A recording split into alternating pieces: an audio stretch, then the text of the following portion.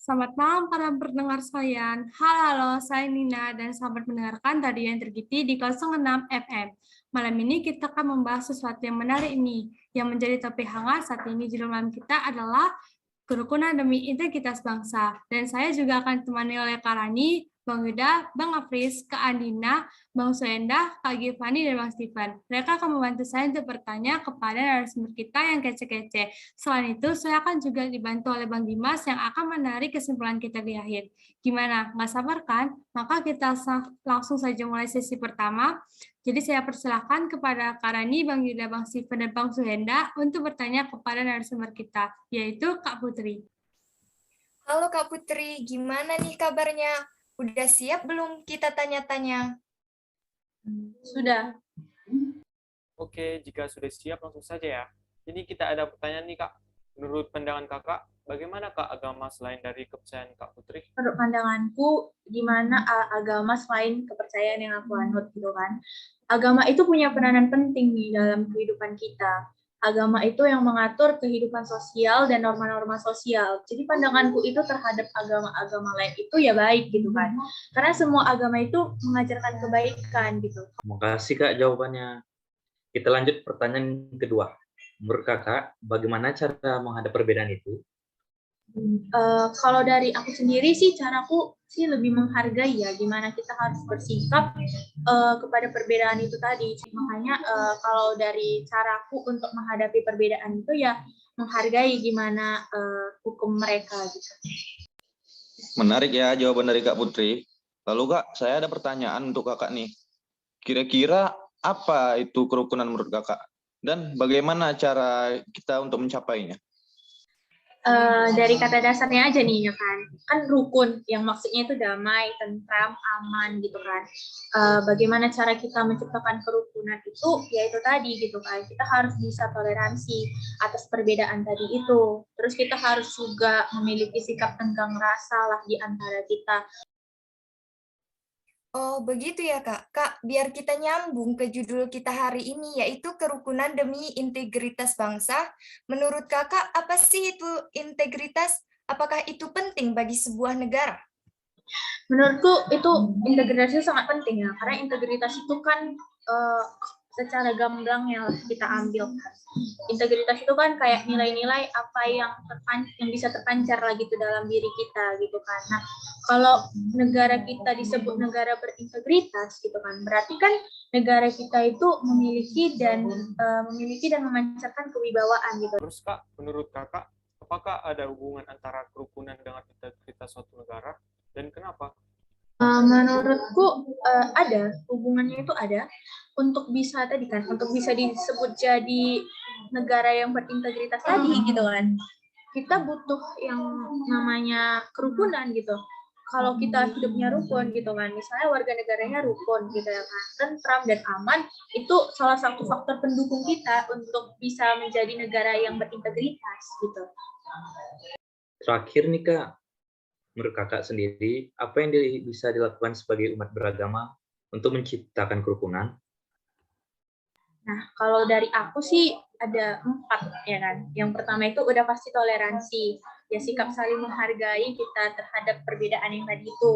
Terus yang kedua bijaksana dalam mendengar berita-berita yang ternyata itu hoax itu kan. Terus yang ketiga saling memahami satu sama lain. Terus yang keempat memperkuat persatuan dalam kegiatan gotong royong. Nah, mungkin dengan kegiatan gotong royong itu tadi, perbedaan-perbedaan itu bisa jadi lebih indah gitu kan, kalau kita bisa sama-sama gitu bergotong royong lah, misalnya kayak gotong royong dalam hal apapun gitu kan, untuk lebih memperkuat persaudaraan kita dengan agama-agama yang lain. Terima kasih banyak ya untuk waktunya Kak. Dan terima kasih juga untuk jawaban-jawaban yang sangat mengedukasi kami semua. Gak kerasa udah selesai saja sesi 1 sekarang. Kita kembalikan kepada MC kita, Kak Nina. Udah selesai aja nih sesi pertama. Bagaimana nih teman-teman yang mendengarkan? Sudah mendapatkan ilmu-ilmu baru belum? Supaya lebih paham lagi, kita akan lanjut ke sesi kedua agar teman-teman bisa mendapatkan opini yang lain. Saya persilakan untuk Bang Afris, Kak Dina, dan Kak Giovanni untuk mewawancarai narasumber kita yang tak kece, yaitu Kak Eki. Halo Kak Eki, Makasih banyak nih, udah mau ditanya-tanya oleh kita. Bagaimana nih tentang lebarannya? Udah siapkah untuk ditanya oleh kita? Sebelumnya saya minta maaf karena nggak bisa on cam, ada masalah kamera. Untuk lebaran kali ini alhamdulillah lancar semua dan baik-baik aja. Sekarang saya sudah siap untuk diwawancarai. Terima kasih. Waduh, pasti asik nih Kak lebarannya. Kalau udah siap, kita langsung aja ya Kak. Menurut pandangan Kak Eki, bagaimana sih agama selain dari kepercayaan Kak Eki? Menurut saya sendiri, semua agama yang kita akui oleh negara kita ini, itu semua merupakan agama yang baik, karena semua agama pasti mengajarkan kebaikan, persaudaraan, dan sebagainya. Tapi tidak semua agama kita anggap benar. Jika kita menganggap agama selain agama yang kita anut itu benar, maka bukankah itu mempercayai agama tersebut? Menurut saya seperti itu. Oke Kak, keren juga nih jawabannya. Pertanyaan kedua nih Kak, menurut Kakak bagaimana cara menghadapi perbedaan itu? Dan kita pasti sering mendengar bahwa manusia diciptakan dengan berbagai macam dan keragaman. Maka dari itu, menurut saya penting sekali untuk kita saling kenal mengenal dan memahami dari setiap perbedaan yang ada dengan akal yang baik dan sehat. Oh, lalu Kak, menurut Kakak apakah itu kerukunan dan bagaimana cara menciptakannya? Kerukunan itu sendiri menurut saya adalah hidup dengan berdampingan dengan kesatuan hati. Agar dapat terciptanya kerukunan itu, kita bisa saling menciptakan sebuah pemikiran untuk saling memahami, serta untuk selalu berpikiran positif agar tidak mudah terprovokasi. Oh, begitu. Kak, kan judul kita ini kerukunan demi integritas bangsa. Menurut Kakak, apa itu integritas bangsa? Apakah itu penting bagi sebuah negara?